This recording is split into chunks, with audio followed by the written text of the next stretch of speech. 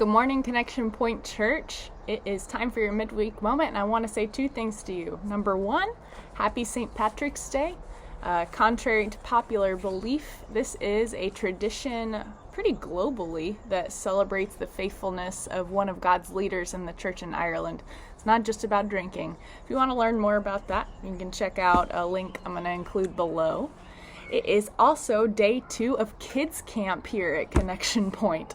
And that is just an exciting thing to say. Last year, camp was canceled on them.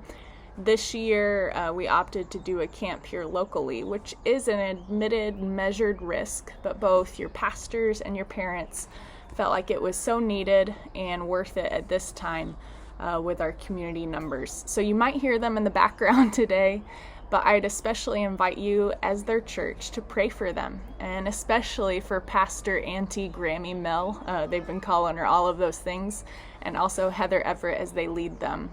So let's get into the rhythm of reading this week's passage twice, and then I'm going to again say the 3 questions to discuss, comment, and pray over.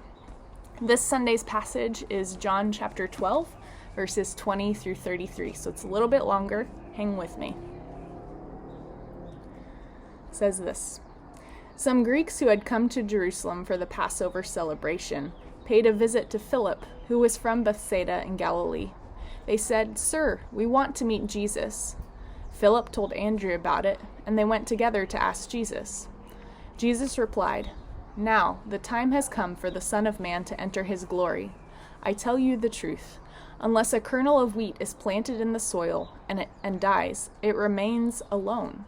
But its death will produce many new kernels, a plentiful harvest of new lives. Those who love their life in this world will lose it. Those who care nothing for their life in this world will keep it for eternity. Anyone who wants to serve me must follow me, because my servants must be where I am, and the Father will honor anyone who serves me. Now my soul is deeply troubled. Should I pray, 'Father, save me from this hour'? But this is the very reason I came. Father, bring glory to your name." Then a voice spoke from heaven, saying, "I have already brought glory to my name, and I will do so again." When the crowd heard the voice, some thought it was thunder, while others declared an angel had spoken to him. Then Jesus told them, "The voice was for your benefit, not mine. The time for judging this world has come, when Satan, the ruler of this world, will be cast out. And when I am lifted up from the earth, I will draw everyone to myself." He said this to indicate how he was going to die. And now from the Common English Bible, the same passage, John chapter 12, verses 20 through 33. Some Greeks were among those who had come up to worship at the festival. They came to Philip, who was from Bethsaida in Galilee, and made a request. "Sir, we want to see Jesus." Philip told Andrew, and Andrew and Philip told Jesus. Jesus replied, "The time has come for the human one to be glorified. I assure you that unless a grain of wheat falls into the earth and dies, it can only be a single seed. But if it dies, it bears much fruit. Those who love their lives will lose them, and those who hate their lives in this world will keep them forever. Whoever serves me must follow me. Wherever I am, there my servant will also be. My Father will honor whoever serves me. Now I am deeply troubled.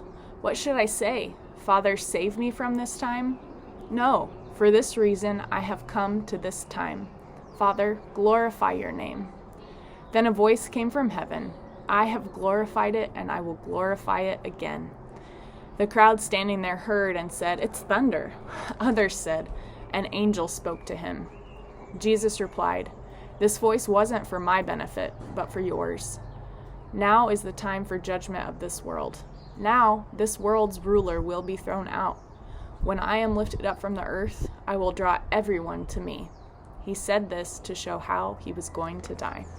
This is the word of our Lord for today and for this Sunday. Here's your 3 questions. What's good news in this passage? What's good news in this passage but doesn't feel or sound good? And finally, how is God calling you to respond to this passage by God's grace? I hope that you'll join in this conversation and in some prayer over these questions and for our keiki. and that you'll come expectantly this Sunday for worship at 10:30 a.m., either in person or via Facebook Live. Aloha, church.